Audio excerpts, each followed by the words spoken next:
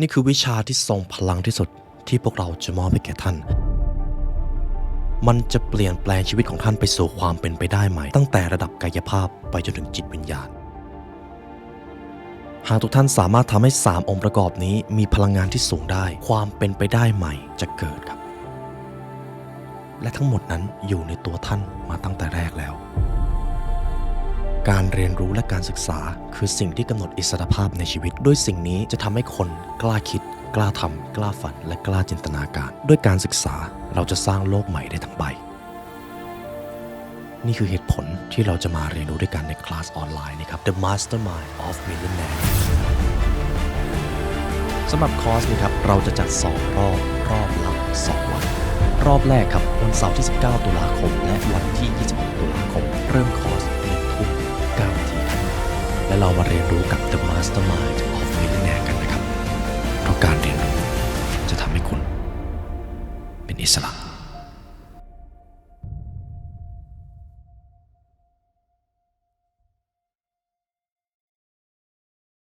สภาวะด้านมืดทั้ง7ของมนุษย์ที่ท่านห้ามพ่ายแพ้ครับนี่คือบทเรียนจาก The Seven Deadly Sins ทุกปัญหาในชีวิตจะเกี่ยวข้องกับสภาวะเหล่านี้เสมอบางท่านอาจจะเรียกว่าเป็นบาปบางท่านอาจจะเรียกว่าเป็นกรรมแต่ในมุมมองของพอดแคสต์เอพิโซดนี้เราจะมาพูดถึงความจริงในแง่มุมของจิตวิทยานะครับสภาวะมืดทั้ง7คืออะไร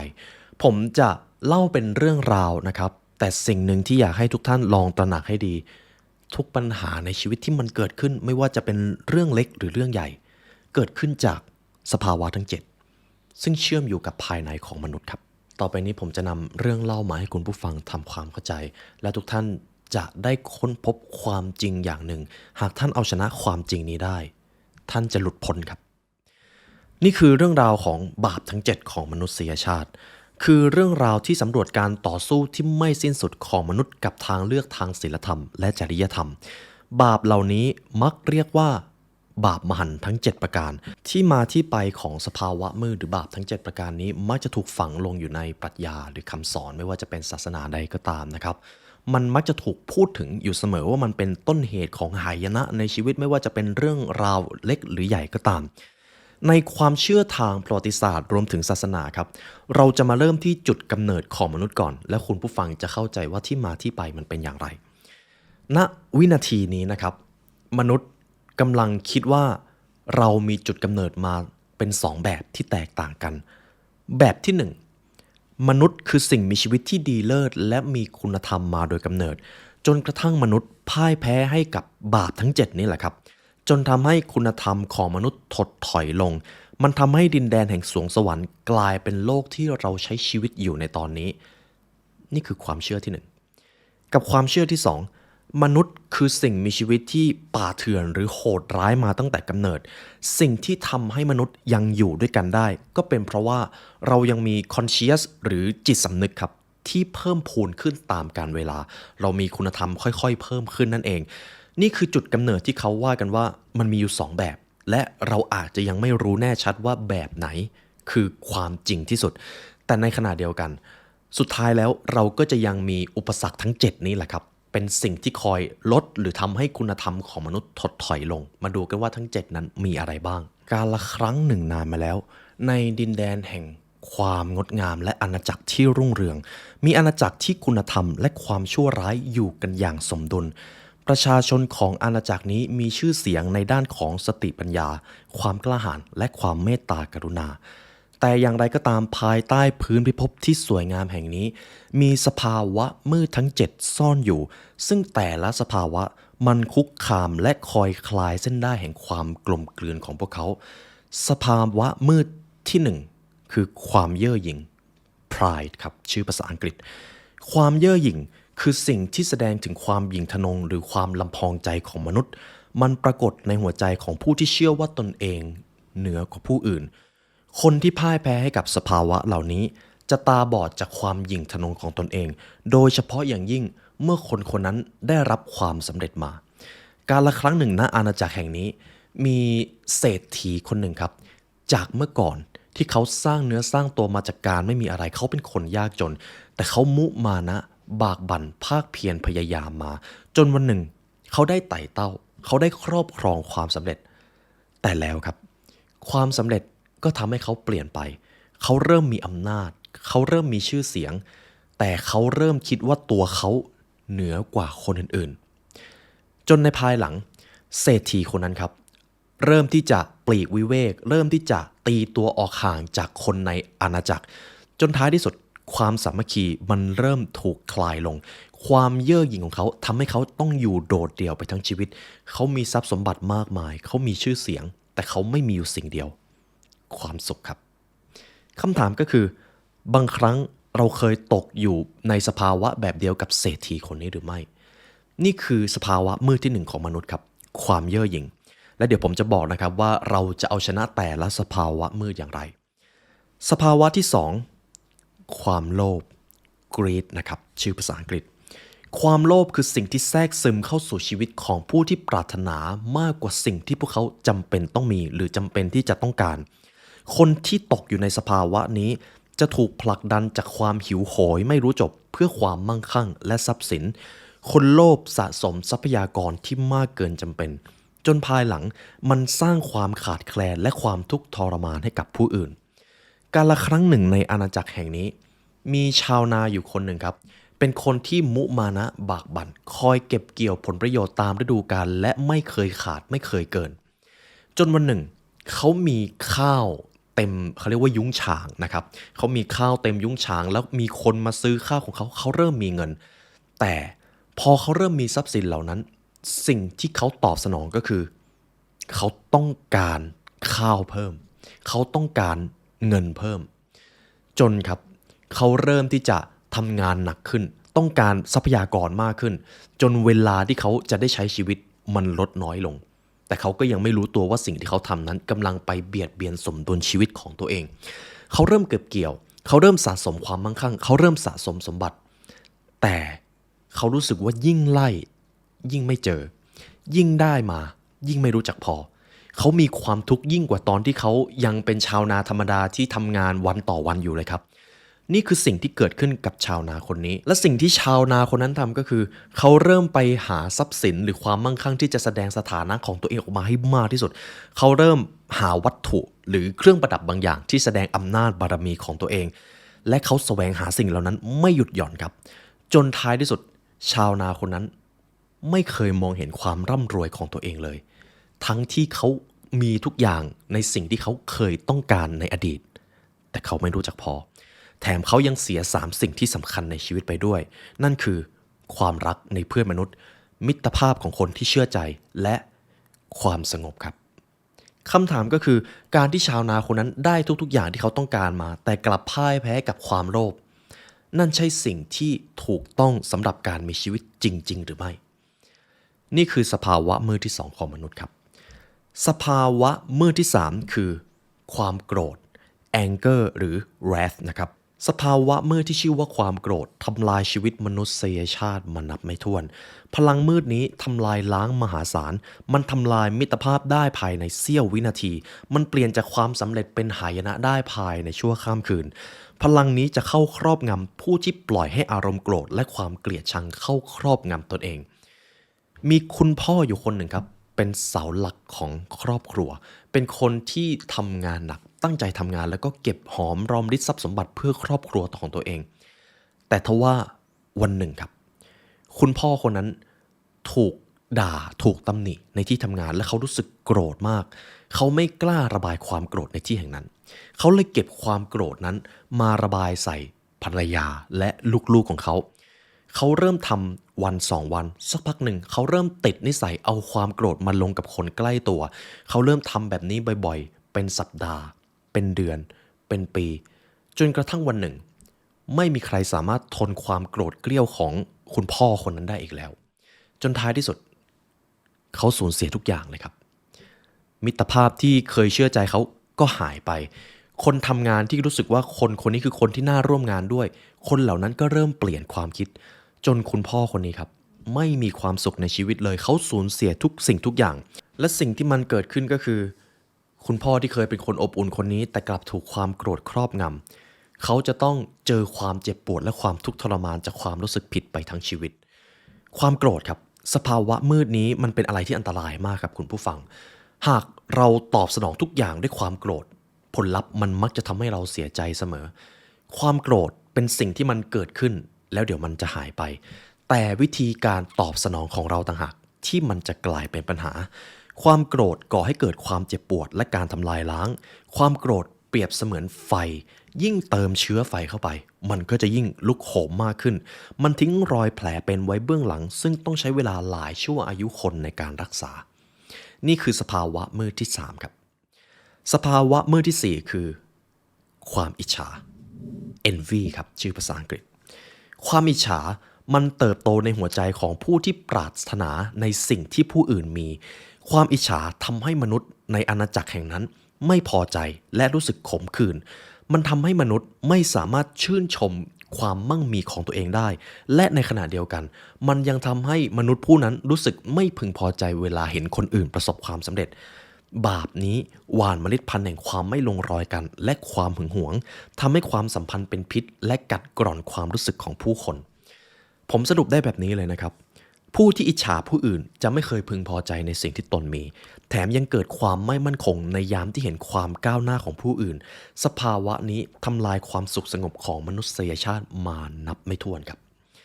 มีชายอยู่คนหนึ่งในอาณาจักรแห่งนี้ครับเป็นคนที่ประสบความสำเร็จมีความสามารถในการสร้างความเชี่ยวชาญแล้วก็หาเงินเข้ากับตัวเองได้แต่สิ่งที่เขามีแล้วมันเป็นสภาวะมืดก็คือเขาจะหาคนที่มาเปรียบเทียบกับเขาอยู่เสมอคนคนนี้ประสบความสำเร็จมากกว่าเขาเขาไม่ยอมเขาจะต้องขวนขวายตัวเองให้ประสบความสำเร็จมากขึ้นแต่เขาก็เพิ่งรู้ตัวว่าพอเขาไปถึงจุดนั้นเมื่อเขามองไปที่คนรอบข้างก็จะยังมีใครสักคนที่มีบางสิ่งบางอย่างที่เขาไม่มีเสมอและเขาก็ยึดติดอยู่กับสภาวะนี้ครับมันทำให้เขาไม่รู้จักพึงพอใจในสิ่งที่ตัวเองมีเลยจนกระทั่งวันหนึ่งเขาเริ่มทำหลายสิ่งหลายอย่างแต่เขาเสียไปสิ่งหนึ่งการเป็นตัวของตัวเองครับคนคนนี้ประสบความสำเร็จคนคนนี้มีชื่อเสียงคนคนนี้สังคมยอมรับงั้นเราก็จะต้องทำแบบนั้นบ้างสิในชีวิตจริงก็แทบไม่ต่างกันครับชายคนที่แล้วที่เปรียบเทียบตัวเองกับคนอื่นตลอดเวลาจนเขาไม่รู้เลยว่าสิ่งที่เขาต้องการหรือปณิธานที่เขาต้องมีในชีวิตจริงๆมันคืออะไรในทุกวันนี้มนุษย์ก็ตกอยู่ในสภาวะมืดนี้แล้วตกได้ง่ายด้วยครับเปิดโซเชียลมีเดียไปคุณจะเห็นแต่ภาพของคนที่ประสบความสำเร็จคนที่มีชีวิตที่หรูหรา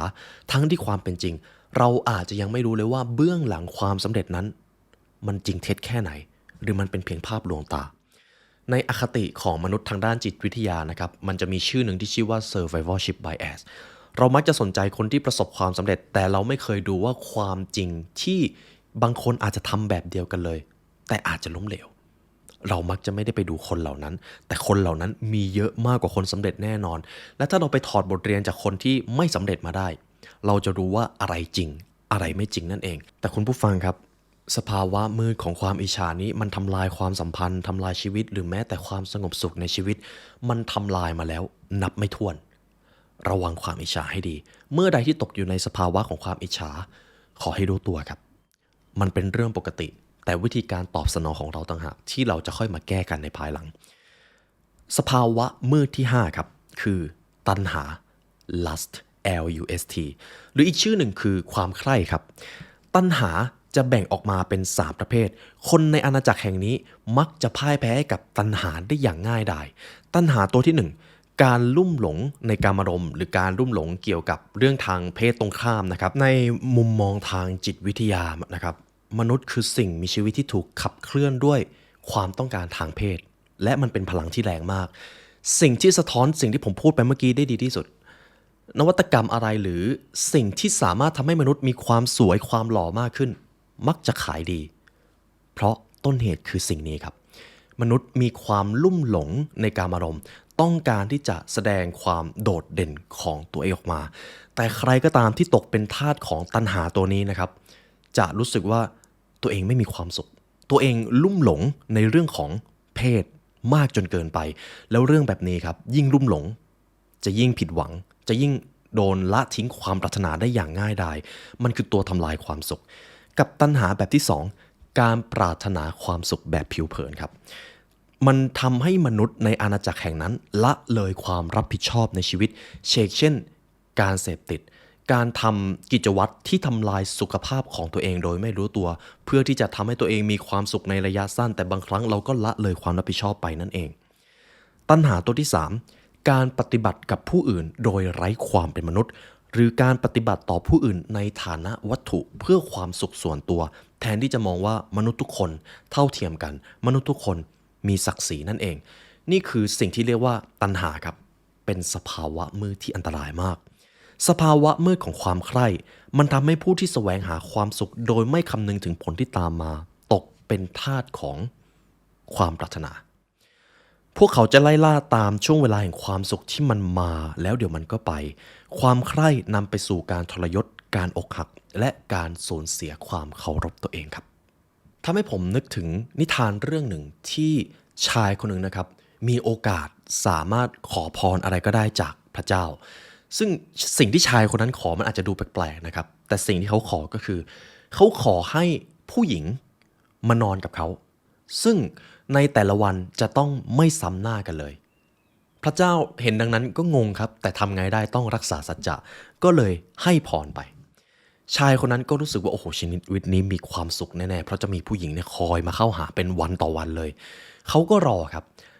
ทุกๆเช้าจะมีผู้หญิงที่สวยหุ่นดีเข้ามาหาชายคนนั้น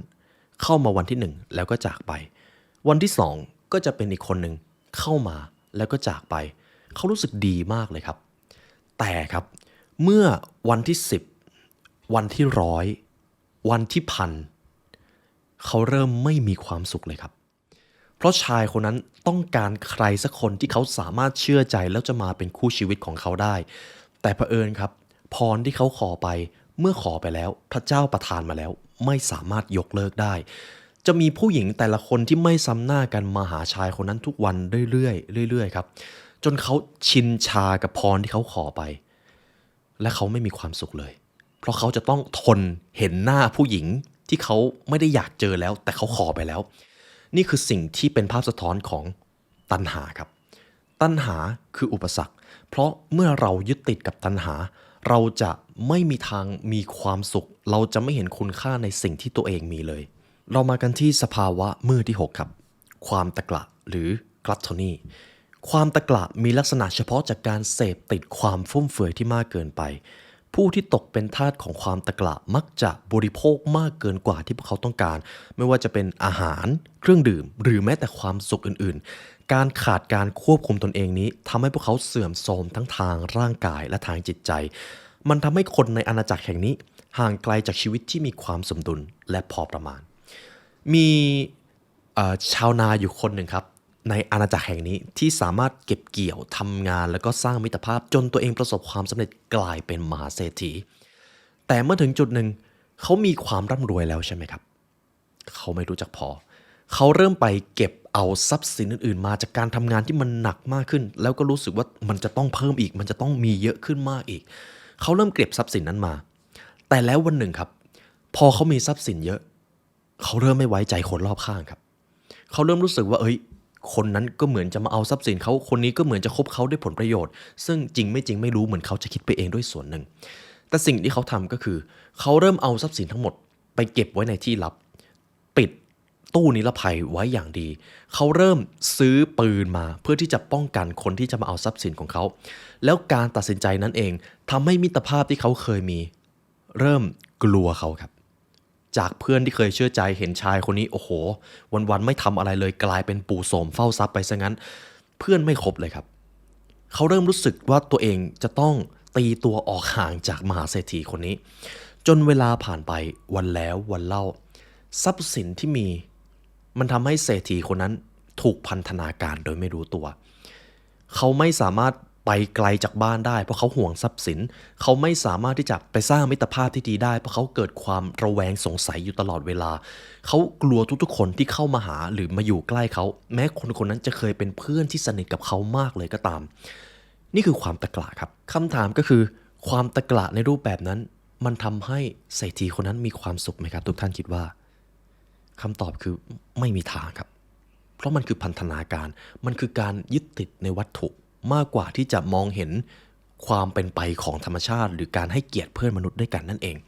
กับในอีกแง่หนึ่งทุกวันนี้ ถ้าความตะกละในด้านของการบริโภคอาหารหรือเครื่องดื่มเราจะเห็นได้ง่ายมากขึ้น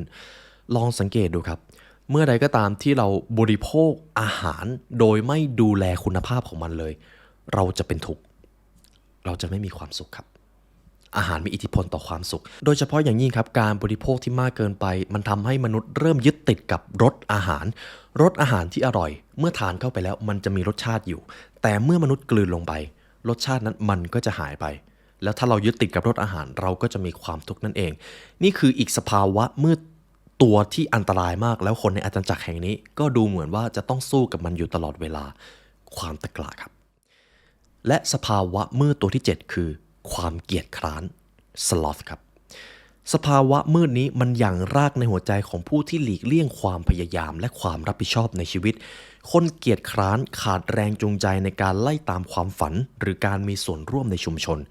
ความเฉื่อยชาและความเกียจคร้านของพวกเขาทำให้การเติบโตและศักยภาพของพวกเขาหยุดลงมันปล่อยให้พวกเขาไม่มีความสุขและไม่ได้เชื่อมต่อกับการเป็นไปของโลกความเกียจคร้านในที่นี้ครับอาจมาในรูปแบบของการหยุดเรียนรู้การหยุดเติบโตการหยุดพัฒนาตัวเองหรือแม้แต่การ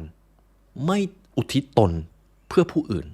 นั่นก็เป็นความเกียจคร้านครับเพราะเมื่อมนุษย์เกียจคร้านครับเขาจะเริ่มรู้สึกว่าสติปัญญาและจิตวิญญาณของตัวเองถดถอยร่างกายก็เช่นกันความเกียจคร้านเป็นอะไรที่อันตรายมากสำหรับมนุษยชาติครับนี่คือสภาวะมืดทั้ง7ประการที่คนในอาณาจักรแห่งนี้จะต้องต่อสู้อยู่ตลอดเวลาอาณาจักรแห่งนี้มีชื่อครับชื่อว่าโลกครับใช่ครับเรากำลังพูดถึงโลกของเราอยู่นั่นเองและนี่คือสภาวะมืดที่มนุษยชาติทั้งตัวคุณผู้ฟังและตัวผมเองจะต้องต่อสู้กับมันสภาวะมืดทั้ง7นี้เมื่อมันแพร่กระจายไปทั่วอาณาจักรสังคมที่เคยรุ่งเรืองจะพังทลายผู้คนที่ถูกครอบงำโดยความชั่วร้ายจะสูญเสียคุณธรรมที่เคยกำหนดทิศทางชีวิตหรือวิถีชีวิตของพวกเขาไปความรุ่งเรืองของอาณาจักรจะเลือนหายไปมันจะถูกแทนที่ด้วยความขัดแย้งและความสิ้นหวังหากมนุษย์ไม่สามารถเอาชนะสภาวะมืดทั้ง7นี้ได้และท่ามกลางความมืดมิดและอุปสรรคเหล่านั้นครับมีกลุ่มคนที่ชาญฉลาดและกล้าหาญกลุ่มหนึ่งปรากฏขึ้นพวกเขามีจิตวิญญาณที่มีคุณธรรมพวกเขารับรู้ถึงพลังทำลายล้างของสภาวะมืดทั้ง7แล้วพยายามที่จะหาทางเอาชนะมันทุกท่านลองเดาดูว่ากลุ่มคนกลุ่มนั้นคือใครครับพวกเราครับทุกท่านที่ฟังคลิปนี้อยู่ทุกท่านคือบุคคลผู้กล้าหาญที่จะเอาชนะสภาวะมืดทั้ง7นี่คือเรื่องเล่าคร่าวๆที่ผมนำมาให้คุณผู้ฟังนะครับเหตุผลที่ผมทำเป็นเรื่องเล่าเพื่อที่ว่าทุกท่านจะได้เข้าใจง่ายๆแต่สุดท้ายแล้วทุกท่านเห็นด้วยกับผมไหมครับว่าทุกปัญหาในชีวิตเลยมาเพราะเจ้า7สภาวะมืดนี้ทั้งหมดคือสภาวะมืด7ประการที่ท่านจะแพ้ไม่ได้เด็ดขาดเพราะถ้าท่านแพ้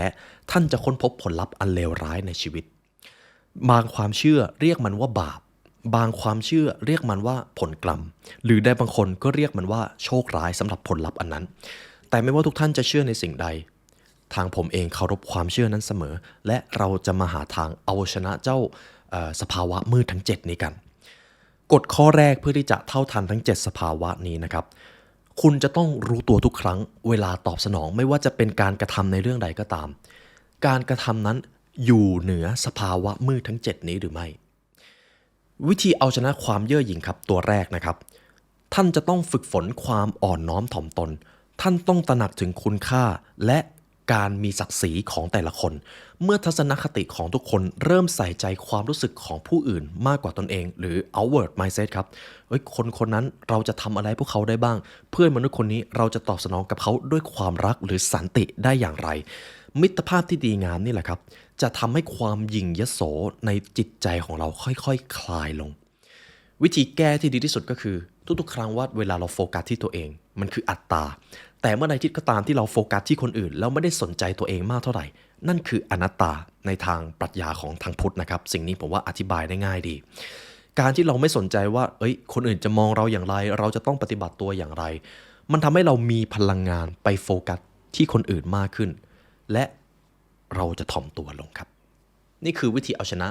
สภาวะมืดตัวที่1ความหยิ่งตัวที่2ความโลภครับหากท่านต้องเอาชนะความโลภท่านต้องโอบรับความเอื้ออาทรท่านต้องเรียนรู้สิ่งหนึ่งสิ่งนั้นทรงพลังมากและเอาชนะความโลภได้ทุกมิติเราเรียกมันว่าการแบ่งปันครับการแบ่งปัน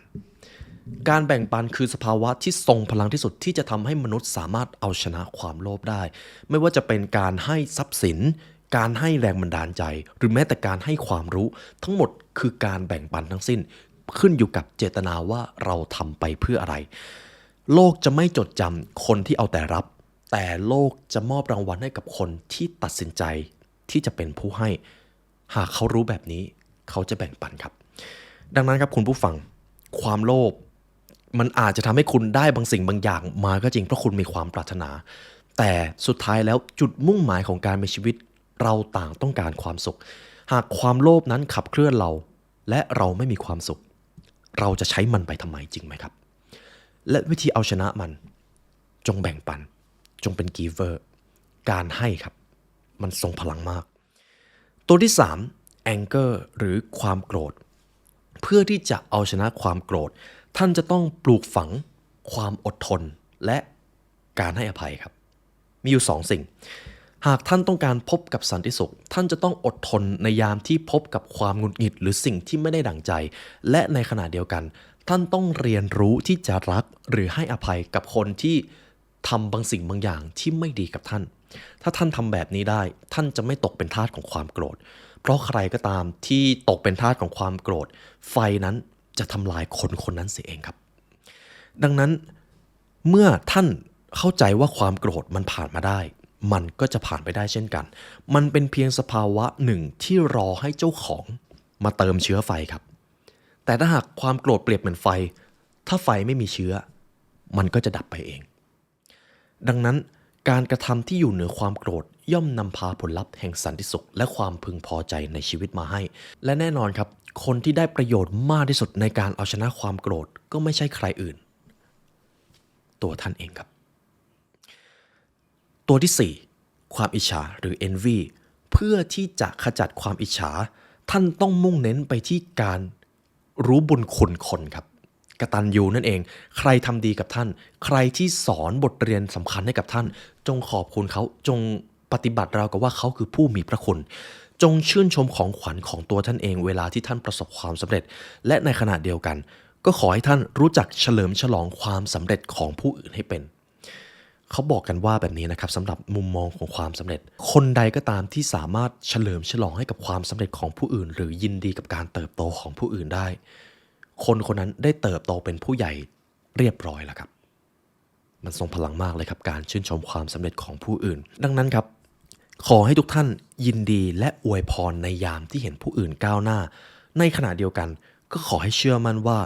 โลกนี้มีความสำเร็จเพียงพอสำหรับทุกคนหากคนคนนั้นประสบความสำเร็จก็ไม่ได้หมายความว่าท่านจะทำแบบนั้นไม่ได้โลกนี้เพียงพอสำหรับทุกคนครับเพียงแค่ต้องแบ่งปันกันความสำเร็จบนโลกนี้มีไว้เพื่อให้คนได้เรียนรู้ซึ่งกันและกันนั่นเองเรามาที่ตัวที่5เพื่อที่ท่านจะเอาชนะสภาวะมืดแห่งตัณหาหรือความใคร่ท่านต้องหล่อเลี้ยงความรักในเพื่อนมนุษย์จงเคารพในศักดิ์ศรีและความเท่าเทียมกันในโลกนี้ไม่มีใครสูงหรือต่ำกว่าใครทั้งสิ้นเราทุกคนเท่าเทียมกันครับไม่ว่าจะอยู่ในอาชีพหรือวรรณะใดก็ตามท่านต้องสร้างความสัมพันธ์ที่มีความหมายอย่าได้รีบตัดสินคนเร็วจนเกินไปนักจงเรียนรู้ว่าการไหลไปกับความสุขแบบผิวเผินมันคือบ่อกเกิดของปัญหาทั้งปวงในขณะเดียวกันนะครับความตัณหาจะมีอยู่3แบบก็คือเรื่องของอาเพศเรื่องของการหลงไหลกับความสุขแบบผิวเผินรวมไปถึงเรื่องของการปฏิบัติกับผู้อื่นเรากับว่าเขาไม่ใช่เพื่อนมนุษย์ตัณหาเป็นสิ่งที่อันตรายอย่างยิ่งตัวแรกก็คือเรื่องเพศแต่ในอาการเอาชนะตัณหานะครับถ้าเราสามารถเคารพศักดิ์ศรีเคารพเกียรติและเห็นมนุษย์เท่าเทียมกันตัณหาจะหายไปเลยครับมันคือมุมมองของการที่เรามีทัศนคติที่ดีต่อเพื่อนมนุษย์นั่นเองและในขณะเดียวกันเมื่อรักเพื่อนมนุษย์แล้วก็ต้องรักตัวเองด้วยอย่าปล่อยให้ตัวเองไหลไปกับความสุขแบบผิวเผินได้ง่ายจนเกินไปเพราะไม่ฉะนั้นท่านจะกลายเป็นทาสของตัณหานั่นเองความสุขแบบผิวเผินคืออะไรความสุขแบบผิวเผินครับคือความสุขที่เรามักจะได้มาอย่างรวดเร็วอย่างเช่นการเสพติดการใช้เวลาในสิ่งที่มันไม่เกิดประโยชน์หรือการรับประทานอาหารที่ทำลายสุขภาพในปัจจุบันสิ่งเหล่านี้มันเหมือนเราจะได้ความสุขระยะสั้นมาแต่สุดท้ายแล้วเราจะไปมีความทุกข์ในภายหลังซึ่งมันก็ไม่คุ้มอยู่ดีครับเพราะสุดท้ายความทุกข์ที่มันเกิดขึ้นหลังจากความสุขแบบผิวเผินมันมักจะหนัก มันมักจะทำให้คุณต้องรับผลกรรมแบบยาวนานนั่นเองดังนั้นการเอาชนะตัณหาของตนเองนะครับจงมีวินัยในการใช้ชีวิตทำในสิ่งที่อาจจะลำบากนิดหน่อยในตอนนี้แต่ถ้าคุณรู้แล้วว่าในอนาคตมันจะทำให้คุณเก่งขึ้นฉลาดขึ้นประสบความสำเร็จมากขึ้นจงเอากิจวัตรเหล่านั้นมาทำให้มากกว่าความสุขแบบผิวเผินครับแล้วท่านจะพบกับความสุขความสำเร็จไปทั้งชีวิตตัวที่ 6 ความตะกละเพื่อที่จะเอาชนะสภาวะมืดแห่งความตะกละท่านต้องรับเอาความพอประมาณมาใช้อย่าได้คาดหวังที่จะมีมากจนเกินไปเพราะทุกวันนี้มนุษย์ไม่ได้มีความทุกข์จากการมีไม่พอครับแต่เป็นเพราะเขามีมากเกินไปเขามีตัวเลือกมากเกินไปเขากินเยอะเกินไปเขาดื่มเยอะเกินไปเขาเลยไม่มีความสุขนี่คือภาพสะท้อนของชีวิตมนุษย์ปัจจุบันดังนั้นรู้จักพอประมาณครับกินพออิ่มมีพอใช้มีในสิ่งที่จำเป็นเงินที่ท่านมีมันสำคัญครับเงินเป็นสิ่งที่สำคัญสมมุติผมเองก็อยากมีเงินใช่ไหมครับแต่ในทางจิตวิทยาเมื่อผมผ่านคำว่าอิสรภาพทางการเงินมาแล้วเงินที่มันเยอะไปกว่านั้นมันจะไม่ได้เริ่มสร้างความสุขครับมันจะเริ่มสร้างความทุกข์โดยเฉพาะอย่างยิ่งถ้าผมเป็นคนที่ฟุ่มเฟือยยิ่งมีเยอะยิ่งใช้เยอะผมจะไม่มีทางมีความสุขเลยแล้วทุกท่านคิดว่าในโลกนี้มีมหาเศรษฐีที่รวยเป็น100 ล้านแต่ไม่มีความสุขไหมครับมีครับเพียบเลยและหลายคนก็ไม่รู้ด้วยว่าจะหาทางออกอย่างไรต้นเหตุมาจากความตะกละตะกรามการบริโภคที่มากเกินไปไม่ว่าจะเป็นในด้านใดก็ตามย่อมก่อให้เกิดผลเสียในชีวิตครับดังนั้นวิธีแก้ที่ดีที่สุดคือการพอประมาณและรู้จักควบคุมตนเองหากเป็นเรื่องของสิ่งของถ้ามีเยอะเกินไปลองเอาไปบริจาคลองเอาไปทิ้งได้หรือเปล่าหากเป็นเรื่องของอาหารลองเลือกอาหารที่มีคุณภาพมาหน่อยได้หรือเปล่าอย่าเพิ่งกินเพียงเพราะรสชาติมันอร่อยเพราะถ้าคุณติดที่รสชาติยังไงคุณก็จะพลาดได้กับความตะกละโดยไม่รู้ตัวนั่นเองสภาวะมืดตัวที่ 7ครับตัวสุดท้ายความเกียจคร้านความเกียจคร้านมันคือการที่เราไม่ต้องทำอะไรก็ปล่อยให้ตัวเองอยู่กับความสบายไปเรื่อยๆมันก็ดูดีใช่ไหมครับแต่ความเป็นจริงแล้วโลกหรือพระเจ้าหรือจักรวาลไม่ได้สร้างให้มนุษย์อยู่กับความเกียจคร้านครับลองสังเกตดูครับสมมติคุณผู้ฟังเป็นคนทำงานแล้วปล่อยให้ตัวเองไม่ทำงานเลยสักสัปดาห์หนึ่งคุณจะรู้สึกเบื่อคุณจะรู้สึกเป็นทุกข์และทุกท่านเชื่อไหมครับสภาวะความเบื่อน่ากลัวกว่าความเจ็บปวดมนุษย์พยายามหลีกเลี่ยงความเบื่ออยู่ตลอดเวลาครับและมันเป็นเหตุผลสำคัญครับว่าทำไมโซเชียลมีเดียที่มันมีอัลกอริทึมพยายามยัดสิ่งที่เราสนใจมามันมักจะขายดีเหลือเกินเพราะลึกๆในทางปรัชญามนุษย์ต้องการหลีกเลี่ยงความเบื่อเพราะความเบื่อมันทรมานนั่นเองครับและวิธีเอาชนะสภาวะมืดนี้คือการขยันหมั่นเพียรทำงานหนักจงมีเป้าหมายในชีวิตทุกตำราความสำเร็จมักจะแนะนำให้ท่านมีสิ่งนี้ดำเนินเป้าหมายด้วยความหลงไหลและความเพียรค้นหาปณิธานที่ท่านตอบได้ว่าท่านจะมีชีวิตไปเพื่ออะไรและจงเรียนรู้ว่าการทำสิ่งที่มีความหมายให้กับโลกหรือมนุษยชาตินั้นมันส่งพลังมากแค่ไหน2 วันที่สำคัญในชีวิตครับวันที่ท่านเกิดมากับวันที่2วันที่ท่านรู้ว่าท่านจะทำอะไรเพื่อให้ชีวิตมนุษยชาตินั้นดียิ่งขึ้นนั่นคือวันที่2คำถามก็คือวินาทีนี้ท่านเจอวันที่2นั้นหรือยังครับถ้าเจอแล้วขอแสดงความยินดีด้วยครับมันคือสิ่งที่ทรงพลังและมันมีมูลค่าแพงมากตีเป็นเงินไม่ได้แต่ถ้าท่านยังไม่เจอนั่นแหละครับคือเหตุผลที่ท่านยังต้องมีชีวิตเพื่อค้นหามันอยู่ท่านยังต้องมีชีวิตครับและค้นหามันสักวันหนึ่งท่านจะเจอและท่านจะเอาชนะสภาวะมืดแห่งความเกียจคร้านได้นั่นเองนี่ก็คือเรื่องราวของสภาวะมืดทั้ง7ที่ผมเรียบเรียงมาให้คุณผู้ฟังนะครับในทางคริสต์นะครับเขาจะเรียกว่า the seven deadly sins ซึ่งทำให้ผมได้มาวิเคราะห์ว่าจริงๆแล้วในทางมุมมองจิตวิทยาความเป็นมนุษย์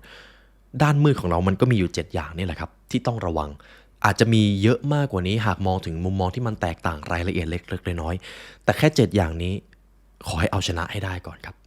แล้วถ้าหากท่านอยู่เหนือมันในทุกการตัดสินใจในทุกการกระทำคุณรู้แล้วว่าคุณไม่ได้ตกเป็นทาสของ7สภาวะมืดนี้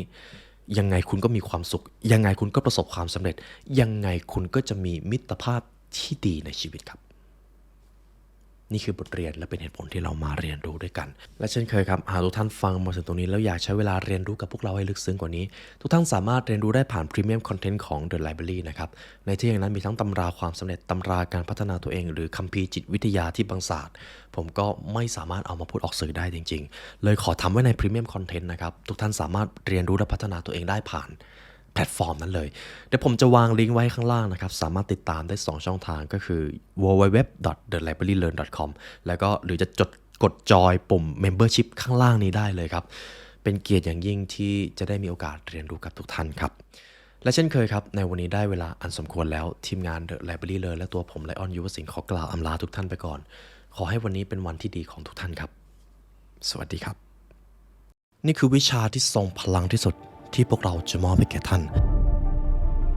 มันจะเปลี่ยนแปลงชีวิตของท่านไปสู่ความเป็นไปได้ใหม่ตั้งแต่ระดับกายภาพไปจนถึงจิตวิญญาณ